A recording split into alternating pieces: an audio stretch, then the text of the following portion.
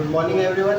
मेरा नाम अरमान शेख है और मैं बेसिकली उदयपुर से हूँ। मैंने अपनी डिप्लोमा रिसेंटली 2024 में विद्यावन पॉलिटेक्निक कॉलेज से करी है और सिविल गुरुजी के साथ आज हमारा डे 13 है और इसमें हम G+1 प्लान में सीख रहे हैं कि क्या क्या करना है हमें।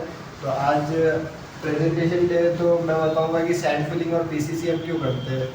तो सैंड फिलिंग हम फुटिंग में करते हैं। सैंड फिलिंग इसलिए करते हैं क्योंकि डायरेक्ट हम फुटिंग नहीं दे सकते, क्योंकि अगर डायरेक्ट फुटिंग देंगे तो फुटिंग में रस्टिंग के चांसेस हो जाएंगे, क्योंकि कंक्रीट और मिट्टी के बीच में अगर पानी का कांटेक्ट होएगा तो उससे दिक्कत हो सकती है।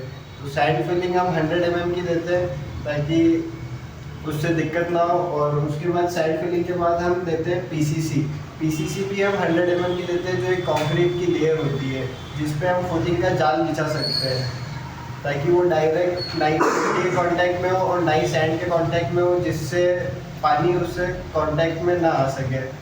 सही है। तो हमारे पास पहले सैंड फिलिंग है, तो हमारे पास फुटिंग की ड्राइंग है ये, और हमारे पास दो फुटिंग है। सबसे पहले F1 और F2।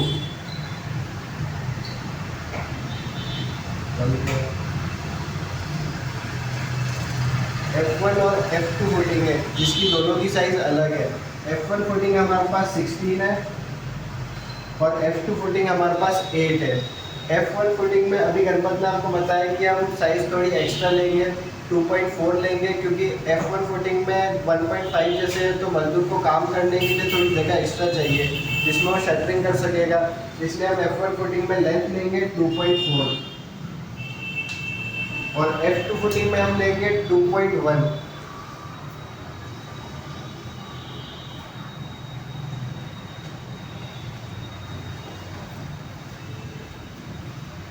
F2 फुटिंग में हम लेंथ लेंगे F1 फुटिंग में हम लेंथ लेंगे 2.4 और F1 फुटिंग में हम लेंथ लेंगे 2.1। उसके बाद मार्कर चेंज कर लेता हूँ।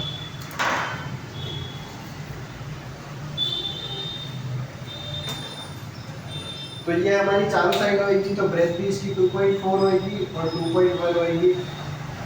ठीक है। तो लेंथ और ब्रेथ मैंने आपको बता दिया कि हम 2.4 और 2.1 क्यों लेंगे, क्योंकि 1.8 हमारी फुटिंग की साइज़ है।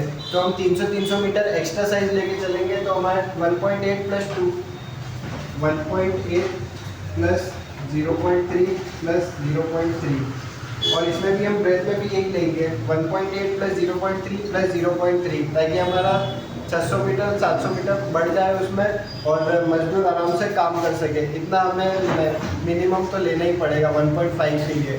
और अगर 1.8 डेप्थ आ जाए, 1.5 से ऊपर डेप्थ आ जाती है तो हम उसके लिए 750 लेते हैं। तो हमारे पास ये हो गया। अब इसकी डेप्थ हमारे पास 0.3 है।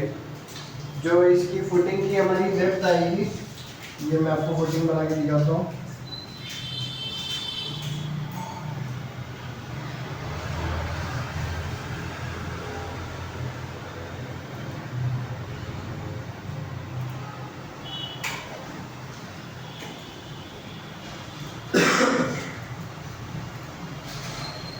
ये हमारी सैंड फिलिंग आएगी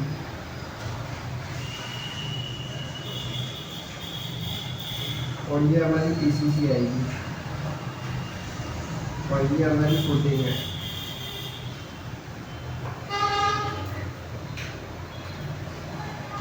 इसका हमें डेप्थ दे रखा है 100 और इसका भी दे रखा है 100। तो ये हमारा ये हो जाएगा। तो यहाँ हम 0.1 लेंगे क्योंकि डेप्थ हमारे पास 0.100 है और इसको हम टोटल करेंगे। जो भी टोटल आएगा इसका वो हमारा टोटल एरिया होएगा सैंड फिलिंग के लिए। और F2 के लिए भी यही करेंगे। उसके बाद PCC के लिए भी हम सेम डाटा यूज़ करेंगे, क्योंकि जितनी हम सैंड फिलिंग कर रहे हैं उतनी हम PCC करेंगे। तो यहाँ पे भी PCC के लिए F1 फुटिंग है और F2 फुटिंग है। तो PCC के लिए भी हमारे पास F1 फुटिंग में 16 फुटिंग है और F2 फुटिंग में 8 फुटिंग्स है।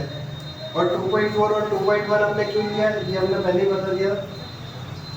2.4 और 2.1। और जितनी सैंड फिलिंग की डेप्थ है उतनी पीसीसी की डेप्थ है, तो 0.1 इसमें भी सेम आएगा, और जो भी टोटल आएगा वो हम यहाँ लिख देंगे। उसके बाद हमारा फुटिंग आ जाता है। सैंड फिलिंग और पीसीसी क्यों करते हैं ये मैंने आपको बता दिया। सैंड फिलिंग इसलिए करते हैं ताकि पीसीसी को डायरेक्ट मिट्टी के कांटेक्ट में ना हो, जिससे वाटर एब्जॉर्प्शन ना हो सके।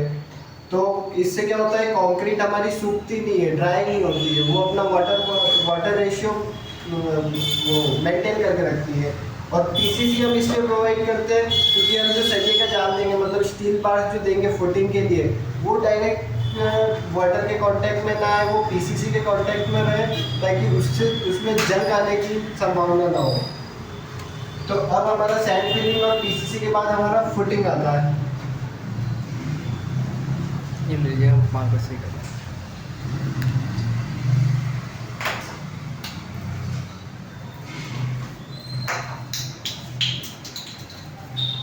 तो हम फुटिंग का करेंगे।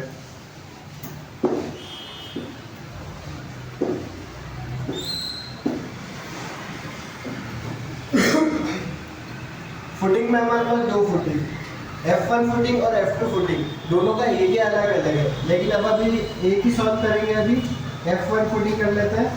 तो F1 फुटिंग में हमारे पास क्या होता है, हमें कंक्रीट का एरिया निकालना होता है। कंक्रीट का एरिया निकालने के लिए ये जो फुटिंग है ये ट्रेपेजॉइडल फॉर्म में है। यहाँ तक आपको दिख रहा होगा कि ये रेक्टेंगल फॉर्म बना दिया है, और ये एक ट्रेपेजॉइडल फॉर्म है। ट्रेपेजॉइडल फॉर्म इसलिए देते हैं ताकि जो हमारा कॉलम आएगा यहाँ पे, उसको सपोर्ट देने के लिए, हम ट्रेपेजॉइडल फॉर्म में आते हैं। अब ट्रेपेजॉइडल फॉर्म के लिए हमारे पास कंक्रीट एरिया निकालने के लिए कोई ऑप्शन नहीं है, इसलिए हम इसको दो पार्ट में तोड़ते हैं, एक रेक्टेंगल पार्ट में, एक ट्रेपेजॉइडल पार्ट में। तो रेक्टेंगल पार्ट के लिए हमारे पास एरिया है L into b into h, जो हमारा एरिया होता है रेक्टेंगल का।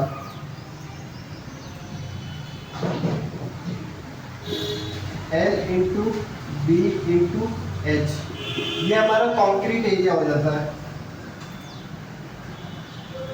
कंक्रीट एरिया, इससे हमारे पास कंक्रीट एरिया सिर्फ रेक्टेंगल का आएगा। ट्रेपेजॉइडल का अभी हमारे पास एरिया नहीं है। ट्रेपेजॉइडल का निकालने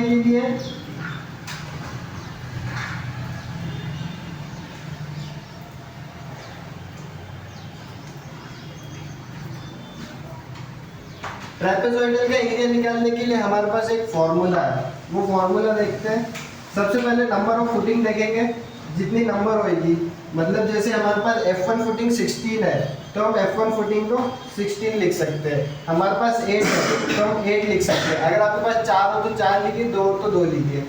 उसके बाद हम आएंगे D/3, नंबर इंटू D/3, ये ट्रेपेजॉइडल का फॉर्मूला है। D/3 में हम क्या लेंगे, जो इसकी डेप्थ आएगी ना, यहाँ से लेके यहाँ तक, ये जो डेप्थ है ट्रेपेजॉइडल की, इसको हम लिखेंगे।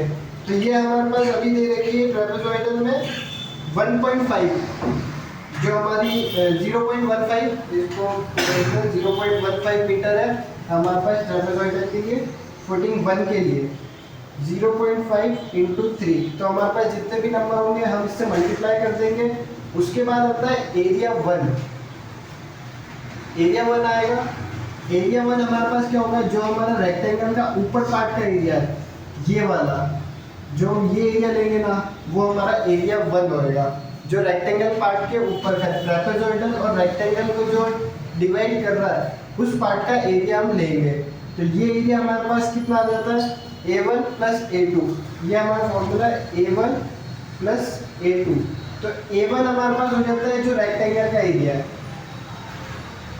रेक्टेंगल 1, ये हमारे पास रेक्टेंगल 1 का एरिया। और A2 क्या होता है, A2 आपको एक यहाँ पे दिख रहा होगा, ट्रेपेजॉइडल के ऊपर भी एक रेक्टेंगल बन रहा है। ये जो रेक्टेंगल का एरिया है ना, इसको हम A2 बोलते हैं। ये हो गया ट्रेपेजॉइडल अपर पार्ट रेक्टेंगल।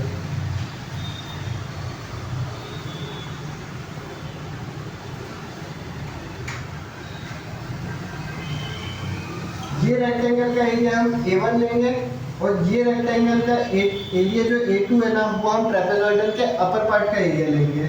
उसके बाद हम लेंगे प्लस में स्क्वायर रूट। स्क्वायर रूट करेंगे हम area 1 plus area plus area 2, area 1 multiply area 2 plus only area 1 multiply area 2। तो ये हमारे पास फॉर्मूला बन जाता है number into d/3 into a1 plus a2 plus square root में a1 इंटू a2। ये हमारे ट्रेपेजॉइडल का फॉर्मूला है। इस ट्रेपेजॉइडल के फॉर्मूले से हमारे पास ट्रेपेजॉइडल का कंक्रीट एरिया निकल जाएगा। इस फॉर्मूले से हमारे पास ट्रेपेजॉइडल का कंक्रीट एरिया आ जाएगा।